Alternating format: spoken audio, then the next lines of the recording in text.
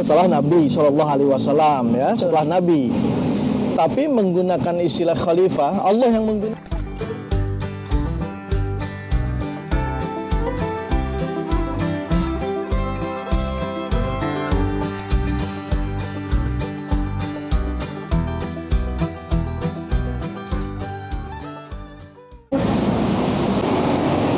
Assalamualaikum. Assalamualaikum. Pada ngapain nih? Dari mana, Ustaz? Ya, Ustaz. Alhamdulillah. Mau ngopi nih. Ngopi. Wah, untung ada Ustaz ini. Wah, ada apa nih? Agak cooling down. Waduh. Tadinya mau jangan digebrak. Masa mau digebrak-gebrak? Hampir meja awal gini meja. Kenapa itu? Ini saat kejadian lagi nih. Persekusi gitulah. Ini saya ngeliatnya gerah juga kan selalu kayak gini. Ya Allah. Ramai banget ini. Gimana? Ya nggak ngerti nih. Mereka apa sih namanya? Nggak alergi banget tentang khilafah ini. Katanya orangnya si bapak-bapak ini yang nyebarin ide khilafah katanya. Oh gitu. Makanya ini. Terus sampai ditunjuk-tunjuk begini, dibentak-bentaknya kan itu orang tua. Iya. Astagfirullah. Oh, yang lagi viral itu ya. Betul, Ustaz. Gimana nih, Ustaz? Apa ya gitu ya? Iya. Kopinya belum datang ini. Iya, Masya Allah. Saya belum pesen juga apa? Jadi ikut panas nih. Kopi apa? Kopi. Boleh lah kopi hitam, Ustaz. Kopi apa? Ya, kopi yang ada aja. Yang ada aja. Banyak banget. Boleh. Saya jangan terlalu manis ya. Iya. Sudah manis. Iya, Ya, Ustaz. Jadi baik. kayak kita nih yang muda ini nanggepin kayak gini gimana, Ustaz? Kan kalau ke bawah-bawah apa namanya? Ini kan kayak apa ya? Ugal-ugalan banget gitu ya. Iya. Nggak karuan begini akhirnya buat kita yang emosi-emosian doang gitu. Kalau kita ikutan nggak karuan juga kan nggak bener juga. Toh sesama muslim gitu. Saya lihat ini sesama muslim, Ustaz. Iya. Apa yang bisa ini Ustaz sampaikan nih? Iya. Buat kita ini. Jadi ini sepertinya bukan yang pertama. Betul. Karena kalau kita perhatikan media sosial itu lagi rame nih. Khilafah sepertinya menjadi bahan pembicaraan. Iya. Yang setuju, yang tidak, yang mendukung, yang menolak, ya. Nah, itu Silakan. Masya Allah. Sambil diseduh. Baru datang. Minum dulu ya. Bismillah. Segar. Ya, ini sebetulnya kita harus melihat satu fenomena yang menarik dan menjadi tanda-tanda khilafah itu memang akan kembali lagi. Nah, ini yang perlu diperdalam sama kaum muslimin. Ya, kalau ada orang anti khilafah mengatasnamakan muslim, itu kita jadi bertanya-tanya yang sebetulnya tidak pantas. Betul. Karena istilah khilafah seperti istilah sholat. Istilah sholat itu bahasa dari mana? Dari Al-Quran, dari Al-Hadis. Istilah khilafah juga itu hadisnya banyak sekali. Ada orang tidak suka dengan istilah khilafah loh. Kan berarti kacau itu. Kalau mungkin istilah itu belum difahami, ya, nah itu mungkin masih dimaklumi karena kan mungkin belum mengkaji. Betul. Tapi kalau istilahnya saja sudah ditolak, karena itu istilah itu datangnya dari Nabi Shallallahu Alaihi Wasallam. Bahkan secara bahasanya itu manusia pertama saja oleh Allah di dalam Al-Quran itu disebutnya khalifah. Khalifah ya. Khalifah itu adalah pelaksananya, institusinya adalah khilafah. Ini setelah Nabi SAW, ya, setelah Nabi. Tapi menggunakan istilah khalifah, Allah yang menggunakan langsung. Betul. Nah, jadi ini harus kita itu prihatin sebetulnya. Betul. Kita prihatin. Ini kan mereka ini selalu bilang bahwa khilafah itu ideologi, Ustaz. Bener apa enggak? Ya, justru di situ persoalannya. Ini kan jadi kacau. Didasari ketidakfahaman tentang khilafah, ketidakfahaman tentang apakah khilafah itu sesuatu yang membahayakan? Ya, baik definisi dan kemudian aplikasinya. Betul. Akhirnya banyak yang salah paham. Banyak yang salah paham. Makanya ini yang harus difahamkan kepada masyarakat. Jadi khilafah itu satu istilah, ini istilah yang menggambarkan tentang sebuah lembaga. Yang lembaga itu ada dan pasti ada setelah Nabi wafat. Ini lembaga. Kalau khilafah itu ideologi, disebutnya istilah kata. Harusnya khilafah itu ada sejak Nabi. Kalau bicara ideologi, Nabi apa nggak punya ideologi? Tidak. Istilah khilafah itu disebut setelah Nabi wafat. Hanyalah sebuah kelembagaan, sebuah Institusi gitu institusi, ya? Betul. sebuah aktivitas yang di situ melibatkan kaum muslimin secara komunal. Jadi khilafah bukan ideologi Ada ya? seorang pemimpin di sana, bukan ideologi. Bukan ya? Jadi, nah ini sering orang mengatakan ideologi khilafah mengancam ideologi Pancasila. Ini kan saya lihat di video itu kan dia nunjuk-nunjuk itu. Wah, Penyebar ideologi khilafah. Jadi dia sendiri salah sebetulnya. jelas keliru itu. Betul ya? Jelas. Iya kan? Jadi memang itu perlu diluruskan. Nah, ini harus diluruskan betul nih. Makanya anak-anak muda jangan sampai salah paham dengan apa yang diwariskan Nabi Shallallahu Alaihi Wasallam. Ini kan warisan Nabi ini. Iya betul. Karena kata Nabi Shallallahu Alaihi Wasallam, kanat Banu Israel tasusuhumul anbiya. Jadi dulu Bani Israel itu dipimpinnya sama para nabi. Iya. Setelah nabi ini wafat, kemudian digantikan oleh nabi berikutnya.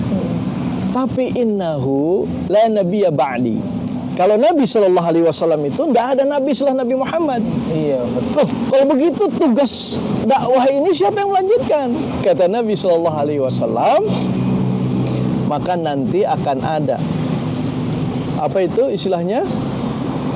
Fasayakunu al-khulafa'u fayakthurun. Hadis ini diriwayatkan oleh Imam Muslim. Nanti akan ada para khulafa. Khulafa ini bentuk pluralnya, jamaknya, ya, jamak taksir dari khalifah. Ya, pemimpin artinya para pemimpin banyak. Para ulama juga ketika menafsirkan kenapa kok Allah memilih kata khalifah untuk Adam? Karena Adam ini disebut sebagai pengganti. Pengganti siapa? Malaikat. Yang tadinya dipimpin, bumi ini dipimpin bangsa jin, kacau balau, rusak, digantikan malaikat. Kemudian Allah merencanakan mengganti malaikat yang memimpin bumi ini oleh manusia yang bernama pertama kalinya Adam alaihissalam. Makanya disebut Adam itu khalifah, pengganti. Pengganti ya. Dan ulama juga menjelaskan nanti itu Adam akan digantikan lagi oleh penggantinya, digantikan lagi oleh penggantinya terus. Nah, para pengganti pemimpin ini disebut para nabi. Khusus setelah Nabi Muhammad wafat, ya kan tidak ada nabi lagi. Ya kan? Iya betul. Maka Muhammadun aba ahadim min rijalikum walakin Rasulullah wa khataman nabiyyin. Tidak ada nabi setelah Nabi Muhammad. Kalau ada yang menyebutkan ada nabi setelah Nabi Muhammad, itu namanya were muncul kurang Sunda mah. You know were is lawyer. Capek deh. Gitu. Aduh, ngopi dulu. Bismillah. Itu kok kenapa Perlu dipahamkan berarti ke mereka ini Ustaz. Apa mereka emang nggak mau paham Ustaz? Saya pikir sudah ngasih banyak yang ngasih paham sebetulnya.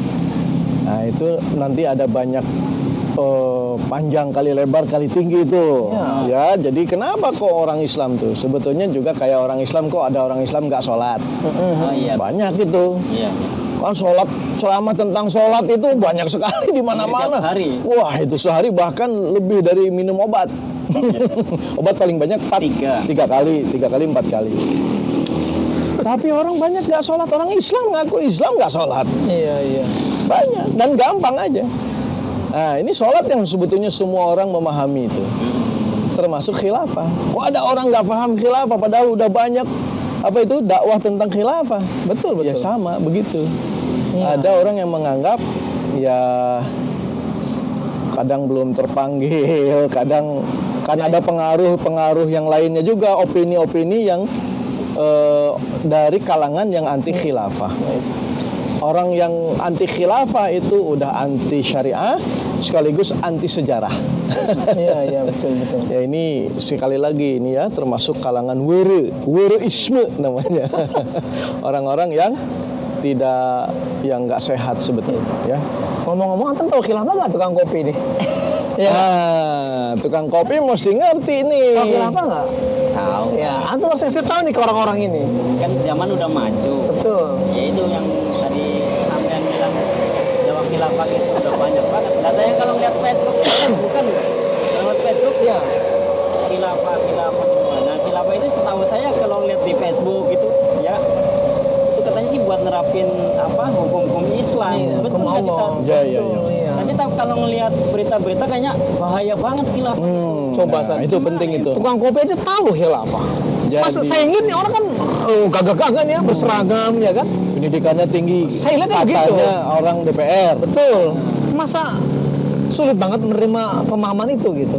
Ya, Apa memang kalau tadi? persoalan penerimaan itu selain dari pengetahuan, juga dari sisi ananiah, sombong, Kosong. balaga, ya, bedegong itu kurang Bogor mah. Sok-sokan. Jadi persoalan penerimaan itu bukan karena dia tukang kopi atau bukan tukang kopi, ya, tapi ada persoalan lain.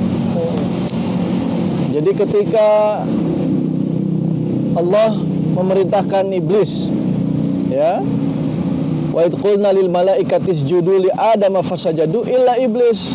Iblis bedegong, bukannya nggak tahu ini perintah Allah wajib dilaksanakan, tapi bukan persoalan pengetahuan, tapi karena ada persoalan hati, tidak mau menerima kebenaran, atau karena kesombongan dan lain sebagainya. Ya, masing-masing orang itu bisa bervariasi.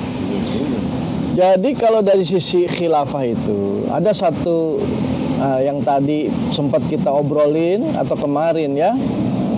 Saya ngobrol dengan satu acara juga membahas kafah itu 156 edisi itu ada mengutip apa yang disampaikan oleh Syekh Mahmud Al-Khalidi, disertasi doktoralnya ya, Qawaidun Nizamul Hukmi fil Islam, mencantumkan di definisi khilafah itu.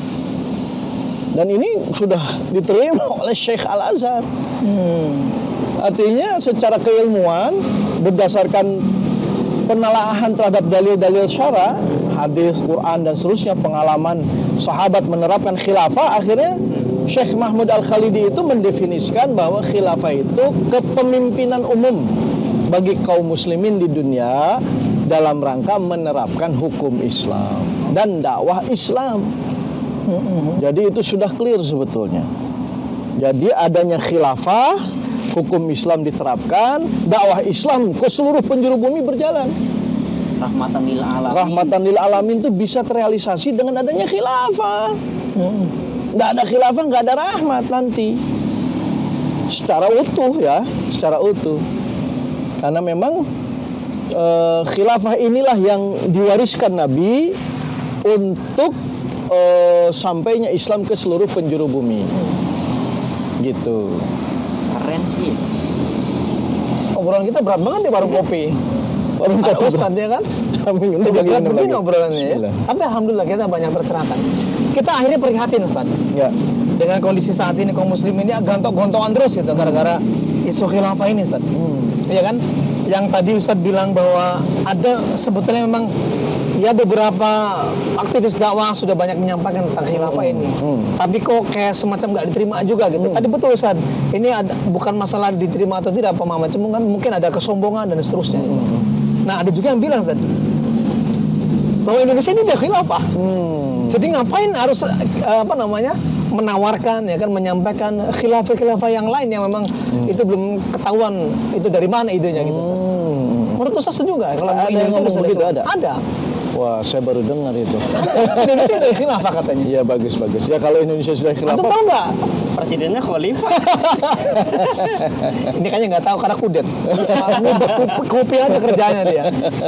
Ya, menurut saya gimana ini, Ustaz? ya, jadi ada kalau lihat definisinya, ya kalau memang Indonesia itu dianggap khilafah berarti tinggal sedikit saja. Laksanakan hukum-hukum syariat yang memang diwajibkan, dan fungsi khilafah adalah menerapkan syariat Allah. Syariat Allah. Bukan syariat Montesquieu, bukan syariat Karl Marx, bukan syariat manusia. Syariat Allah Subhanahu wa taala. Dan sampaikan dakwah Islam. Bukan dakwah selain Islam. Nah, kalau memang begitu bagus. Kalau memang ada yang menyampaikan, ngomong Indonesia itu khilafah, wah cakep dong. Ya, Keren ya. Keren kalau ada. iya. Tapi, nah ini pakai tapi, ya. Pakai tapinya adalah apakah itu hanya sekedar lip service, sekedar di bibir saja. Karena yang ngomong begitu, yang saya tahu, khilafah itu justru populernya diklaimnya sama ISIS. Khilafah ISIS, makanya dengan adanya personifikasi khilafah oleh ISIS, semua orang benci sama khilafah. Itu jadi pertanyaan. Tapi kenapa orang bisa benci kepada khilafah? Karena personifikasi khilafah itu menakutkan. Nah, ini yang harus lebih digali. Apakah khilafah itu menakutkan? Apakah khilafah itu mengancam? Apakah khilafah itu nanti akan menimbulkan huru-hara, gejolak, kekacauan? Justru kalau itu terjadi bertentangan dengan tujuan Allah pertama menciptakan Adam. Kan malaikat bertanya, ataj'alu fiha may yufsidu fiha wa yasfikud dima. Ntar ada khalifah di muka bumi malah jadi yasfikud dima, menumpahkan darah, yufsidu fil ard, melakukan kerusakan di muka bumi. Tapi itu bukan tujuan diutusnya khalifah. Pertama kali itu justru menghilangkan yufsidu fil ard wa yasfikud dima.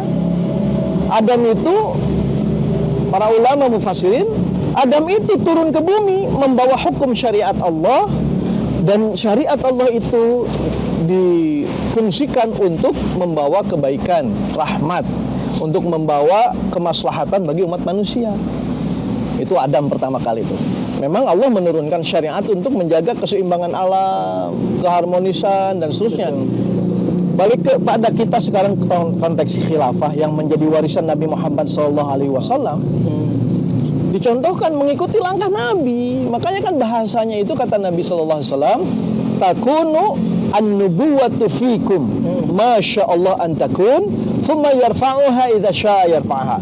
Ketika ada masa kenabian, maka akan ada masa itu, kemudian Allah angkat. Yang menarik adalah setelah Nabi wafat, kata Nabi, maka thumma takunu khilafatan ala minhajin nubuwah. Fatakunu masya Allah an takun thumma yarfa'uha idza syaa yarfa'ha. Setelah Nabi wafat akan diganti dengan khilafah.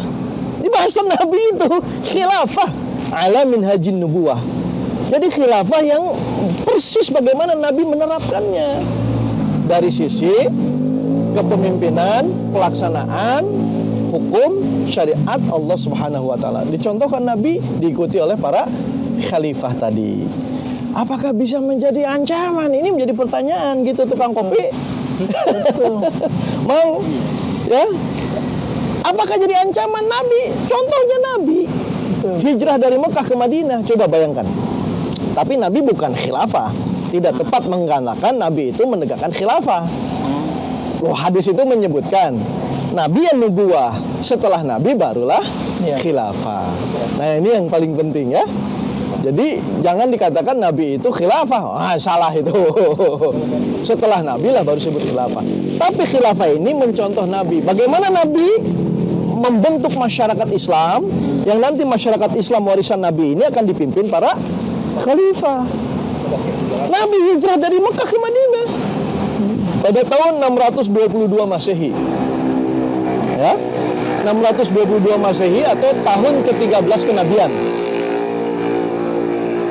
Itu ketika Bai'at Aqabah secara de jure orang-orang Islam di Madinah itu kan mereka datang ke Mekah melakukan bai'at. Orang Islam bai'at lagi, mengangkat Nabi sebagai pemimpin. Lalu mereka setelah berbaiat itu kan di tengah malam kegelapan, wah juga kayak begini gelap ini mah masih ada lampu nih, gelap gulita nggak kelihatan. Lalu mereka mengatakan, ya Rasulullah, mumpung pada tidur nih, kita banyak 73 orang, mereka itu berbaiat kepada Nabi SAW. Bagaimana kalau kita bunuhi saja itu orang-orang musyrik Sinurus Tunjung Borokokok yang memusuhi Nabi, mau membunuh Nabi. Coba jawaban Nabi apa? Ini mau menegakkan negara Islam ini di Madinah. Para masyarakatnya, tokoh-tokohnya, jenderal-jenderalnya lah yang datang itu mengatakan, gimana kalau kita bunuh itu orang-orang Quraisy, orang-orang musyrik yang memusuhimu? Jawaban Nabi apa? Kalau ditanya ke Mas Imam yang tukang kopi, sok saya bawa ke kopi panas. Tapi Nabi mengatakan, la, kagak boleh. Lam nu'mar bidzalik. Kita belum diperintahkan untuk melakukan itu. Padahal kesempatan itu tuh lagi tidur diserang kan enak gitu. Kalau mau hajar aja. Tapi Nabi mencontohkan kepada kita, kepada yang nanti akan menjadi khalifah setelah Nabi Muhammad SAW, tegaknya masyarakat Islam itu tidak boleh ada setetes darah pun. Ini harus dicatat. Wah, khilafah akan melakukan pemberontakan. Nah, pemberontakan palelu peang. Kagak ngerti dia, nggak pernah belajar sejarah. Kalau khilafah alamin haji nubuah, pasti metodenya mengikuti metode kenabian. Tidak akan ada setetes darah pun menuju tegaknya khilafah itu akan ditumpahkan. Tidak boleh. Kalau ada yang pengen begini, apalagi tadi Mas yang ganteng ini, yang sudah manis katanya nggak mau minum kopi manis, ya. Wah, saya sebagai pemuda panas ini. Iya. Karena jangan gerah. Contoh, gerah. Contohlah Ustadz Zainullah Muslim. Itu mencontoh Nabi SAW. Seorang yang berilmu, gangguan itu, maka dia katakan dalam hatinya, maka dia merasakan bagaimana Nabi dulu diganggu dakwahnya. Sikap Nabi adalah senantiasa melakukan kebaikan. Luar biasa. Coba kalau dilawan waktu itu, orang tambah benci kepada khilafah. Tuh kan benar, khilafah berantem mulu kerjaannya. Tapi dengan contoh dari Ustadz Zainullah Muslim tadi, justru seperti itulah pengemban dakwah itu.